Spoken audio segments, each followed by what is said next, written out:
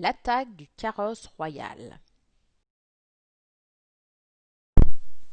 Dans sa cabane au fond de la forêt, le célèbre brigand Tournemain secoue l'épaule de son fils. « Antonin! Antonin! Réveille-toi » Le fils du brigand s'assied dans son lit.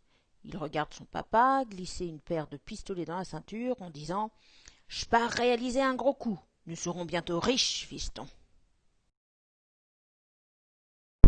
Le brigand enfonce son chapeau sur sa tête et explique à son fils. « Aujourd'hui, un carrosse royal transportant un coffre d'or va traverser la forêt.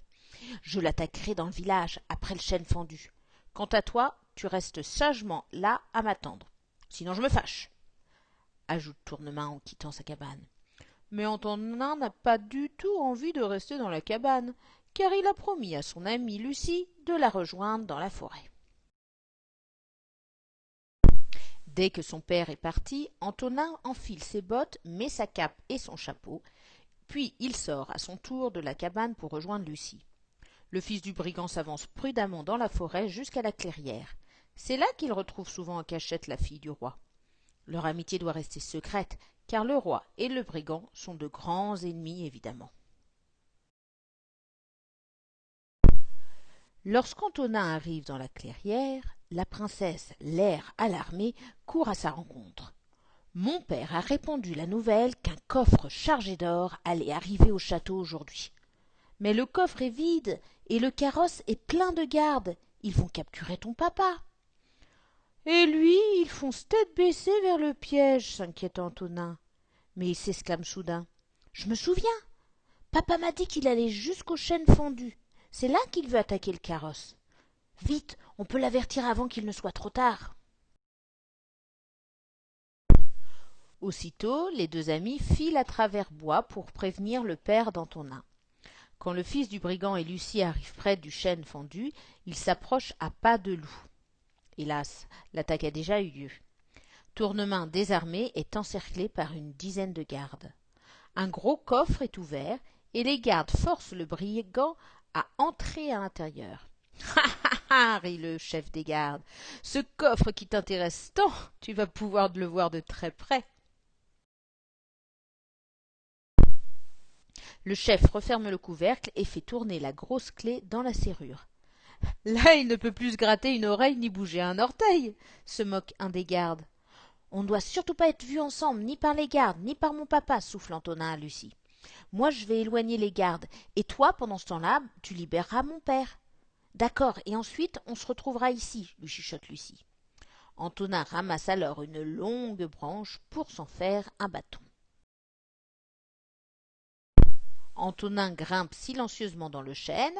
Perché sur une branche, il se met à frapper les gardes avec son long bâton. « Un complice! Il nous attaque! Attrapons-le » s'écrient les gardes. Aussi agile qu'un écureuil, le fils du brigand saute et s'enfuit à toutes jambes dans la neige. « Par ici! Vite » s'écrient les gardes qui s'élancent tous à la poursuite d'Antonin. Lucie en profite pour s'avancer jusqu'au coffre et fait tourner la grosse clé dans la serrure. La princesse soulève le couvercle. Le brigand Tournemain se redresse comme un diable hors de la boîte. Mais il s'immobilise en découvrant la princesse en face de lui. « Vite, sauvez-vous avant que les gardes ne reviennent » s'écrie la princesse. « Mais je te reconnais, tu es la princesse Lucie » grogne le brigand en croisant les bras. « Jamais je ne serai délivré par la fille de mon ennemi. Je m'évaderai tout seul. » Lucie insiste. « Si les gardes vous ramènent au château, vous ne pourrez pas vous évader des oubliettes. » Mais le brigand, terriblement vexé, ne veut rien savoir. Lucie cherche une idée pour que le brigand têtu et très fier quitte le coffre. Tout à coup, elle s'écrie « Ah, je vois. Si vous sortez du coffre, les gardes vont sans doute vous rattraper, et vous avez très peur qu'ils vous fassent mal, alors que là, vous êtes tranquille. » À ces mots, le brigand s'énerve. « Mais pas du tout, qu'est-ce que tu me racontes ?» En fait, vous tremblez devant les gardes, sourit Lucie. Le brigand roule des yeux furieux, se redresse et proteste. « Jamais de la vie !» Lucie continue de provoquer le brigand. « Mais si, j'ai tout compris, ricane-t-elle. En fait, vous n'êtes qu'un trouillard. La princesse s'éloigne en courant et en répétant « Le brigand est un trouillard, le brigand est un trouillard !» Le brigand, fou de rage, se lance alors à sa poursuite. « Ah, toi, tu vas voir! Je vais t'apprendre à te moquer de moi, petite idiote !» Et Lucie prend ses jambes à son cou, poursuivie par le brigand rouge de colère. Mais Lucie est si agile et rapide qu'elle lui échappe et disparaît dans la forêt. Un peu plus tard, les gardes qui n'ont pas rattrapé Antonin retournent près du coffre vide. Par quelle magie a-t-il pu sortir du coffre fermé à clé s'étonne l'un. C'est le diable, cet homme-là, dit un autre. Cachés derrière un arbre, Lucie et Antonin rient sous cape.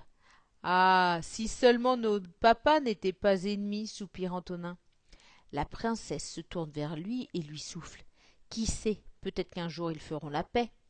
En attendant, lui dit Antonin, je dois vite rentrer à la maison pour y arriver avant papa.